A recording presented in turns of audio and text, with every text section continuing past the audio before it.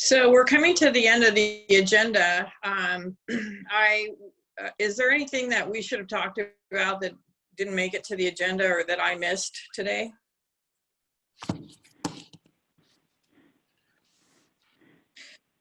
Nothing to my knowledge, but I would appreciate some input from our board members of the Broadband Alliance, and just want to give a shout out to the Community Foundation for hosting this meeting. Thank all of the department heads for attending, as well as our elected representatives. Is Jim and Katie, I think you're on the line. Is there anything you'd like to add? You hear me? Yeah. Yes. I would like to be assured by the people who in the know that this project cannot be taken over by one of the incumbents. That was one of the big problems with doing it ourselves, or organizing it around nonprofits and or municipalities or whatever. So are we safe with this project?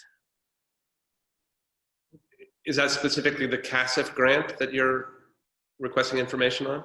This wonderful project for Mendocino County and the fleshing out the broadband all over the county. Yeah, so that's a Tom question. Well, the answer is that they can object to what we're doing, but this is owned. Right now this is owned by Hunter Communications, which a communications group that comes out of Oregon, is doing business in northeastern California, and we interviewed and asked a couple other companies would they be interested. We interviewed a couple, and we selected Hunter to be the primary provider. So unless they sold themselves to AT&T, which is very unlikely, it is never going to get into AT&T's hands. And perhaps answers can be expanded through Calvin with regard to WeConduit being the inheritor. That's correct. Inheritor. That's right. WeConduit has the first right of refusal to take it over if, in fact, Hunter Communications. And it also is a possibility that the county could take it as well in conjunction with WeConduit or on its own. So the likelihood of an incumbent stepping in is pretty minimal. And for the positive side, I think Hunter's into the stay.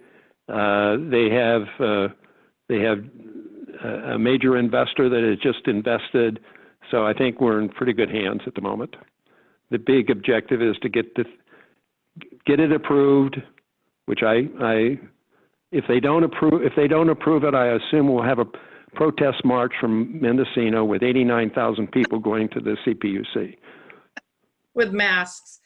Hey, Yeah, Tom. Tom's right, and that's what we have in our dissolution clauses for WeConduit in case WeConduit ends up not working out for some reason. That if Hunter cannot make it financially viable, WeConduit has right of first refusal. If WeConduit does not have the ability to make it financially viable, then that is we have in our dissolution clauses that any assets that we would have would be given to the municipalities that the network goes through to have ownership over it. And that's similar to what happened with the Will-Tel conduit that goes through Sonoma County, is when they dissolved that those assets went directly to the counties. What would be a challenge to this thing? What would be some of the things that? Well, the challenge. Okay, Brent, and to the group, the challenge would be to say, you're suggesting, you, Hunter, are planning to provide service in this census block, and we already provide service in this census block. Oh. And that would be the only basis of challenge.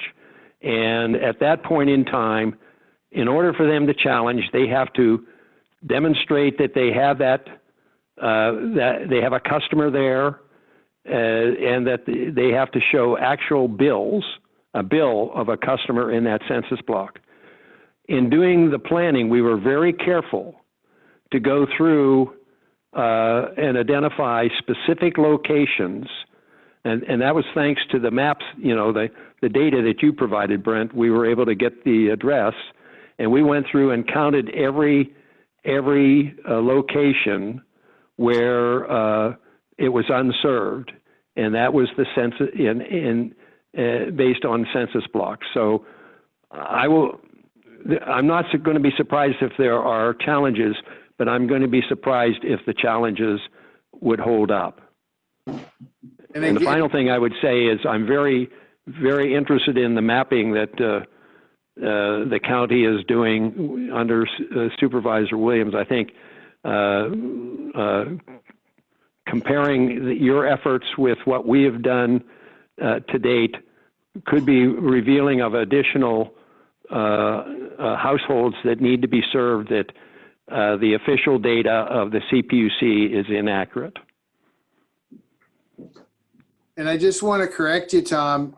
You didn't say 50%. You said like 100% chance you're going to get this money so we can put this fiber optic in, right? I said 100% chance we're going to get it approved. And that's right. You're going to get it. Right. Yeah, you bet. Okay. We may not get it all in one tranche. No, I want it all in one tranche, Tom.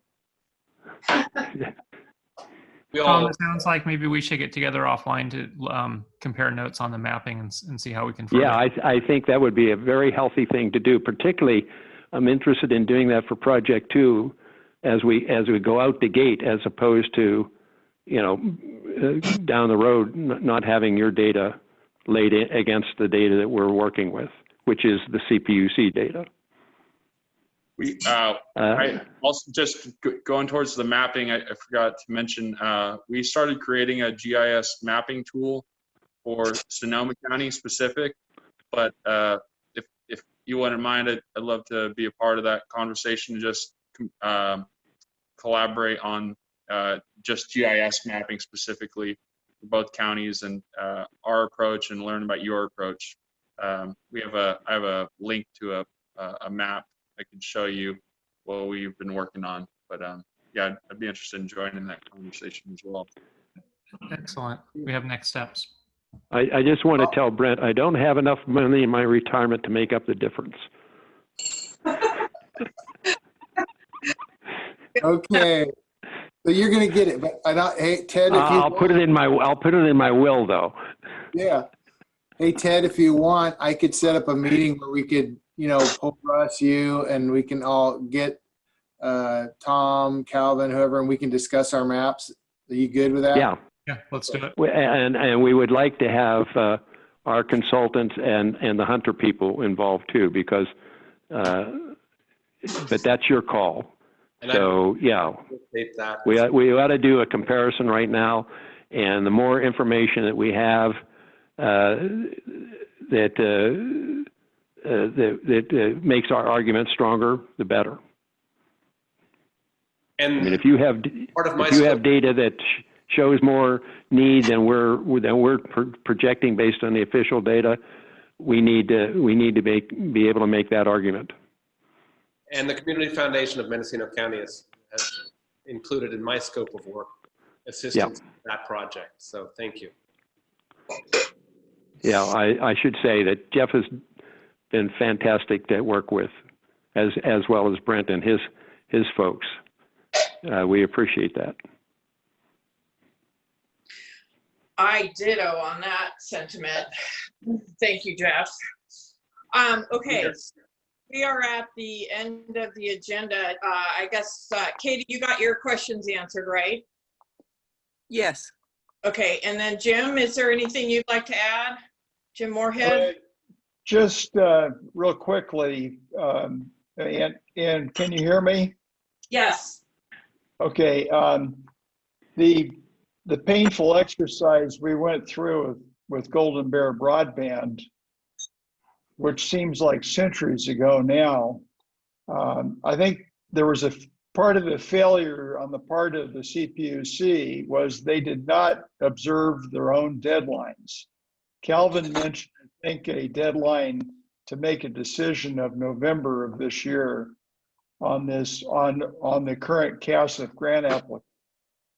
And as Tom and Mike and particularly Mitch Drake know intimately, the incumbents just kept dragging the process out and dragging the process out to the point where there were no resources left to continue the project. So I just wanted to point out, particularly to Calvin, who's not really a newcomer now, but I don't have real confidence that AT&T will, that CPUC will adhere to their published deadline of November. Maybe the new regime at CPUC is not beholden to the incumbents, but I'd keep a close eye on that. That's all I have. Well, let me interject and say they have tightened up the procedures. And in fact, it is next Monday at 5 o'clock is the last opportunity to challenge. And that didn't exist 10 years ago.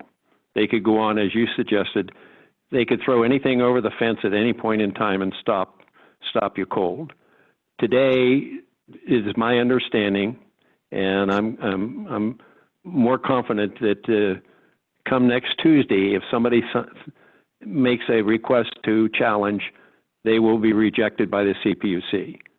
I think that's a new step forward, and I do believe that their feet are to the fire to make the decisions by November 1, which is based in their guidelines.